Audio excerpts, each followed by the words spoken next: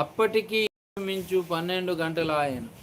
సమరయ స్త్రీ ఒక్కతే నీళ్లు చేదుకొనుటకు అక్కడికి రాగా, యేసు నాకు దాహమునకిమ్మని ఆమెను అడిగిన. ఆయన శిష్యులు ఆహారము కొనుటకు ఊరిలోనికి వెళ్ళియుండిరి. ఆ సమరయ స్త్రీ, యూదుడవైన నీవు సమరయ స్త్రీనైన నన్ను దాహమునకిమ్మని ఎలాగడుగుచున్నావని ఆయనతో చెప్పెను.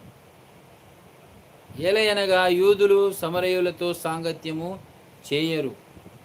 అందుకు యేసు, నీవు దేవుని వరమును నాకు దాహమునకిమ్మని నిన్ను